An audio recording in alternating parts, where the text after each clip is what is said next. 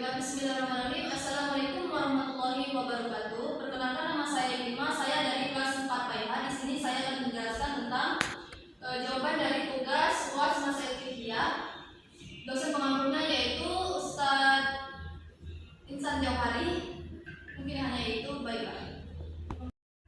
Oke, baiklah, di sini saya akan menjawab nomor 2. Bagian yang pertama yaitu analisis terkait pernikahan beda agama.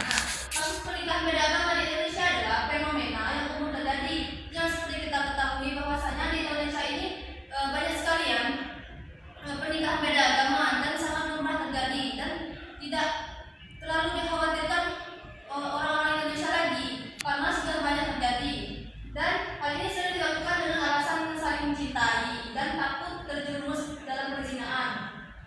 Seperti yang kita ketahui bahwasanya pernikahan beda agama sangat kurang baik dilakukan, apalagi dalam hukum Islam. Oke, baiklah, di sini saya akan menjawab nomor 2 bagian yang kedua Nah, apakah dianggap sah pernikahannya? Nah, dalam hukum Islam, pernikahan beda agama dianggap tidak sah atau haram. Sedangkan dalam hukum Indonesia atau hukum negara kita itu tidak resmi atau tidak sah juga karena tidak diakui. Sedangkan kalau di negara-negara luar itu mengakuinya karena mungkin beda aturan juga Nah, bagaimana Undang-Undang Republik Indonesia mengatur kasus nikah beda agama dan bagaimana hukum Islam berpandangan? Nah, kalau dalam Undang-Undang Indonesia secara umum mengatur pernikahan beda agama melalui Undang-Undang Nomor 1 Tahun 1974 tentang perkawinan. Undang-undang ini menegaskan bahwa perkawinan harus dilangsungkan sesuai dengan hukum masing-masing agama dan kepercayaan serta aturan yang berlaku di negara tersebut.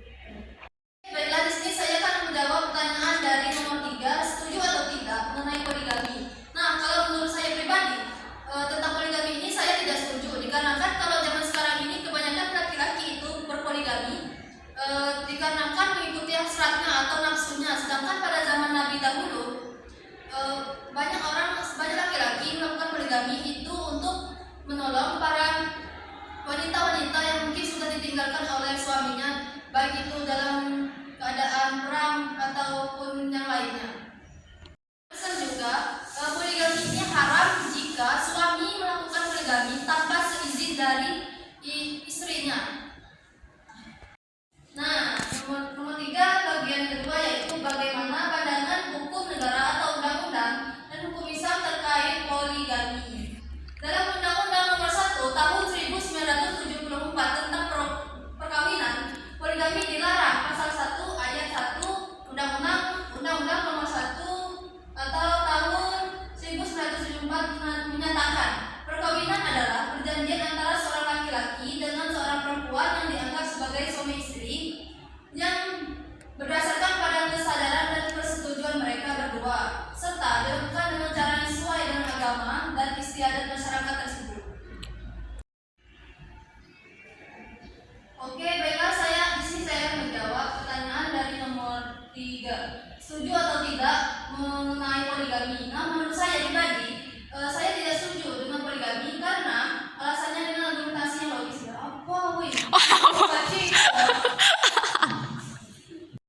Dari undang-undang ini dapat disimpulkan bahwasannya poligami itu dilarang dalam undang-undang dikarenakan sebelum melakukan pernikahan atau perkawinan antara laki-laki dan perempuan itu melakukan perjanjian dan berdasarkan pada keterangan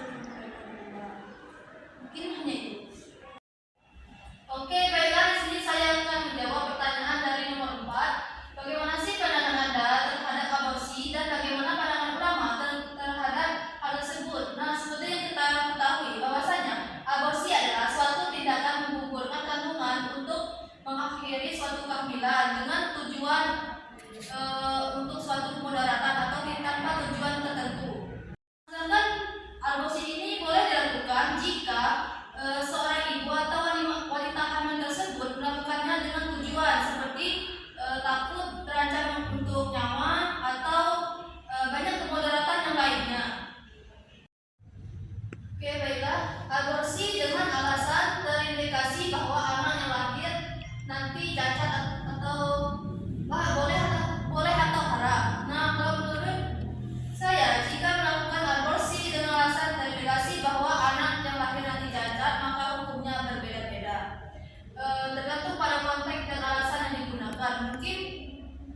diperbolehkan untuk melakukan aborsi seperti yang sebelumnya saya sudah jelaskan bahwasanya jika melakukan aborsi dengan alasan tertentu seperti takut akan terancam nyawa atau bahkan mungkin takut anaknya cacat itu diperbolehkan.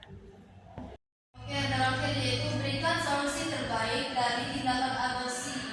Yang pertama yaitu kehamilan tidak diinginkan. Seperti ketahui, zaman sekarang marak sekali sangat banyak anak-anak bahkan remaja-remaja yang melakukan seks bebas. Nah, di sini kita dituntut untuk berhati-hati terkhususnya bagi kaum perempuan.